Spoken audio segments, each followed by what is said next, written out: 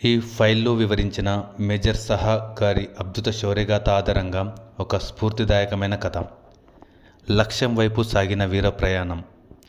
1999 June 28న Kargil యుద్ధంలో భాగంగా 18వ గర్వాల్ రైఫిల్స్కు చెందిన మేజర్ రాజేష్ సహాకు దరస్ సెక్టర్లోని శత్రుల బలమైన స్థావరమైన .4700ను స్వాధీనం చేసుకోవాలనే అత్యంత కఠినమైన బాధ్యత అప్పగించబడింది.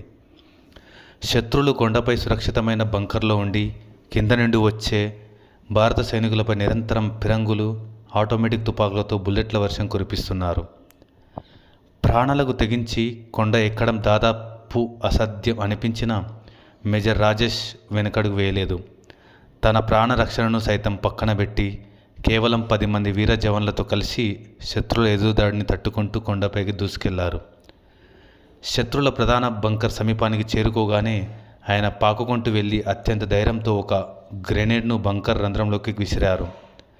ఆ తర్వాతి క్షణంలోనే నేరుగా లోపలికి దూకి 4 చొరబాటుదారులను హతమార్చి ఆ స్థావరాన్ని స్వాధీనం చేసుకున్నారు. ఆయన చూపిన ఈ సింహ పరిక్రమాన్ని చూసి భయపడిపోయిన మిగిలిన శత్రులు తమ ఆయుధాలను వదిలేసి ప్రాణభయంతో పారిపోయారు.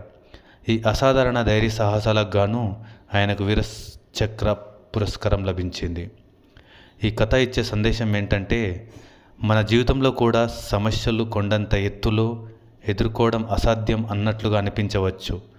కానీ మేజర్ రాజేష్ సహా లాగే భయాన్ని వదిలేసి ఆత్మవిశ్వాసంతో ముందడుగు వేస్తే ఎంతటి కఠినమైన సవాళ్ళైనా మన ముందు మోకరిల్లక తప్పదు. జై హింద్.